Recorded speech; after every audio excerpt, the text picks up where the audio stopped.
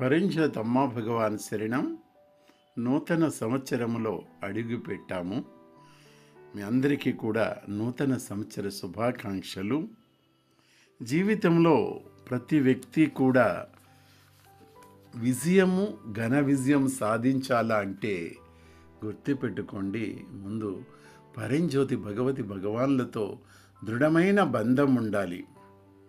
బంధము నీ ఇష్టమైన ఆరాధ్య దైవంతో బంధం ఉన్న భక్తుడి జీవితము ఇంకా అద్భుతము. ఒక జీవితంలో ఒక ధ్యేయం ఉంటుంది. ఆ ధ్యేయాన్ని నువ్వు సాధించగలిగితే ఘన విజయంలాగా నీ జీవితంలో మహా అద్భుతాలు జరుగుతాయి. ధ్యేయం లేని జీవితము గమ్యం లేని లాంటిది. ఒక పసిబిడ్డకు కూడా ఏదో ఒక ధ్యేయం ఉంటుంది. ఆ బిడ్డ పోరాడి ఆ చిన్న బిడ్డ నడవాలని ప్రయత్నం చేస్తుంది. మరి పెద్ద అయిన తర్వాత ఆ చిన్నారి స్కూల్కి వెళుతుంది. తల్లి కానీ తండ్రి కానీ ఆ స్కూల్ వరకు వస్తారు. కానీ ఆ చిన్నారి నేను ఒంటరిగా వెళ్ళాలి అన్నది ఆమె ఒక ధ్యేయం.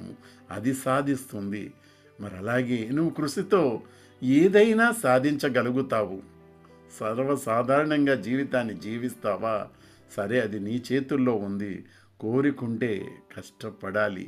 తెలివితేటలతో నువ్వు ఆలోచించు. సుదీర్ఘంగా ఆలోచించిన రోజున మానవ ప్రయత్నంతో నీ యొక్క చిన్న ధ్యేయమా పెద్ద ధ్యేయమా ఆలోచించు. ఉద్దేశం బాగుంటే సమస్త విశ్వము కూడా నీకు సాయం చేస్తుంది.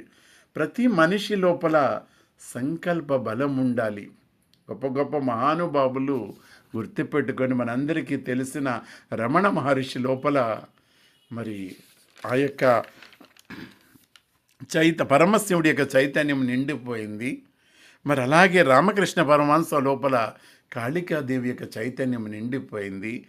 ఆ రామకృష్ణ పరమహంస ఇచ్చిన ఒకే ఒక దీక్ష, వివేకానందుడు గొప్పవాడి కాలేదా?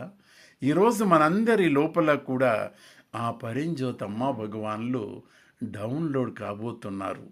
మన లోపల మన హృదయంలోనే నిండిపోబోతున్నారు. ఎంతటి భాగ్యం అది!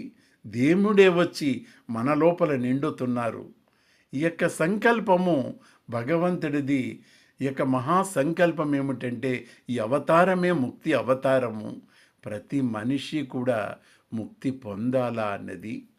మనందరి లోపల ముక్తినివ్వడమే కాకుండా మన అంతర్యామిని మన లోపల పవర్ఫుల్ చేస్తున్నారు. మరి ఇంత గొప్ప అద్భుతమైన విషయాన్ని మనము ఈ నూతన సంవత్సరం రోజున మనం విన్నాము. అద్భుతంగా జీవితము ఘన విజయాలతోటి ముందుకు వెళతారు. ఒక విద్యార్థి తానికి ఒక దృఢమైన బంధము, ఆ భగవంతుడే తన హృదయం లోపల నిండిపోయిన రోజున ఘన విజయాలు కాక ఏమవుతాయి? మరి అలాగే ఒక ఉద్యోగస్తుడి లోపల మరి ఆ పరంజ్యోతి అమ్మ భగవాన్లే నిండిపోతే ఘన విజయాలు కాక ఏమవుతుంది? అలాగే ఏ వృత్తి వ్యాపారాలైనా ఏవైనా ఆ భగవంతుడు మన లోపల నిండిపోయిన రోజున ఆ అంతర్యామిగా మనకి ఆ భగవంతుడు మనకి గైడెన్స్ ఇస్తూ ముందుకు నడిపిస్తారు.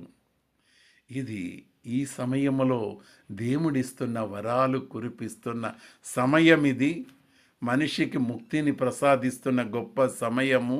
ఇలాంటి కొత్త సంవత్సరంలో ప్రతి ఒక్కరూ కూడా ముక్తులవ్వాలన్నది మరి పరంజ్యోతమ్మ భగవాన్ యొక్క సంకల్పము.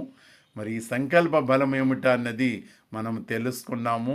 మరి ఈరోజు మీ అందరికీ కూడా ముక్తులు అవ్వాలని మరి నేను కూడా ఆ పరంజ్యోతమ్మ భగవాన్ల దయతోటి మరి అందరూ కూడా ముక్తులు అవ్వాలని ప్రార్థన చేస్తాను. అందరికీ కూడా పరంజ్యోతమ్మ భగవాన్ శరణం.